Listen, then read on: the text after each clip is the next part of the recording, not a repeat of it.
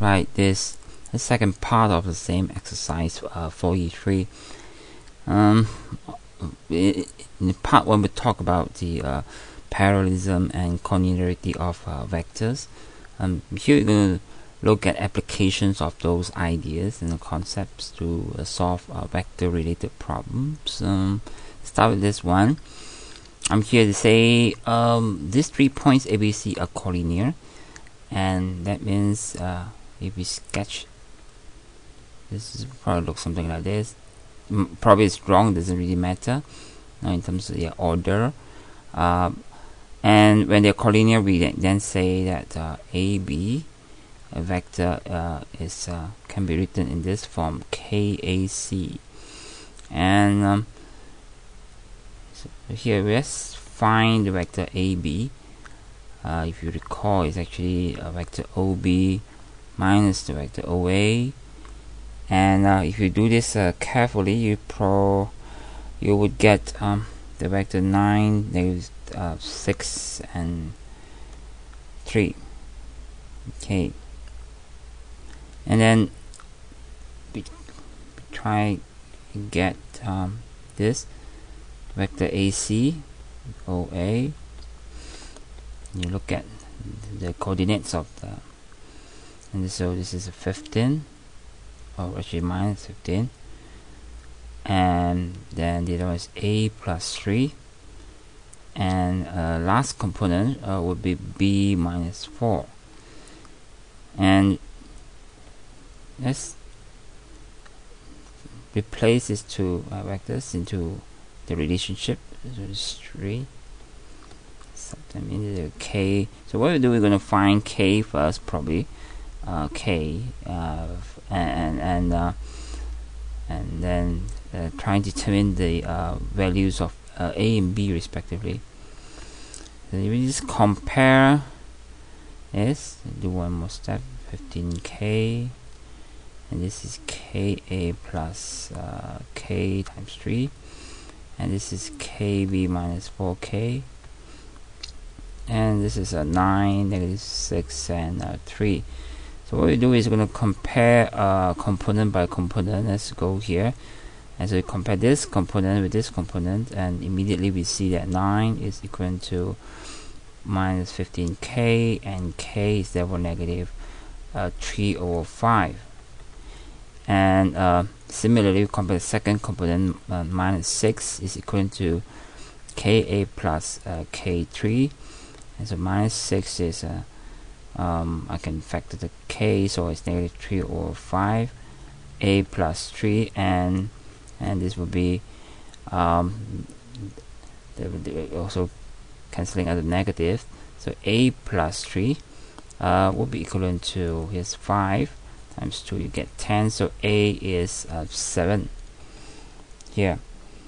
And similarly, compare the last component, that is 3, Z3, and this equal to KB minus 4K. Recalling that the value of K is minus 3 of 5. So you will surely get B equal to 1. Right. So this is how we use the ideal collinearity to solve one problem. Let's look at one more. Right here. It's a question 4 of the exercise 4E3. And find the coordinates of Q. So what we do is, let's suppose Q, the coordinates be A, B, C, right? That's fair, you know. So the task is to find A, B, C, and divides the BC internally in the ratio 1, 2. Now think about this. So BC, and we therefore know by this word here given, Q is lies between BC. Q is somewhere here.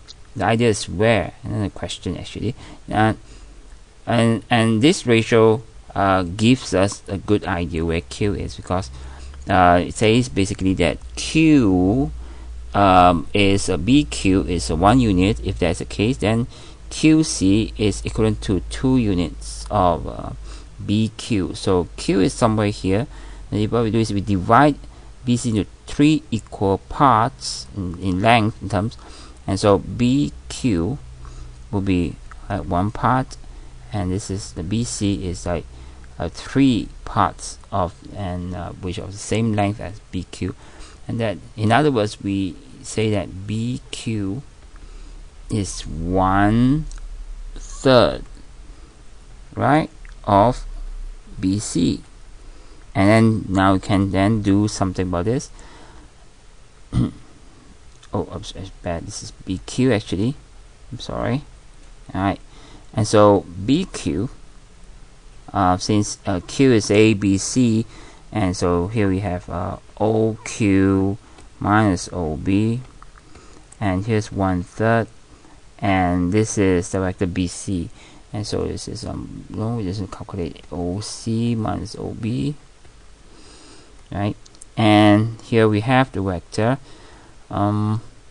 A plus 1, and B minus 2, and C of course minus 0, and here we have 1/3, and and CB BC will be equal to OC minus OB, and you have 2, -3, -3, and 4. So we can then compare the first component. So A plus 1 is 2/3. So therefore A is equivalent to -1/3, and then B minus 2 is -1, right? This times -3, so we get -1. So B is 1, and finally C is equal to 4/3, and therefore the Q coordinates of Q is -1/3, 1, and 4/3, right? That's wonderful here.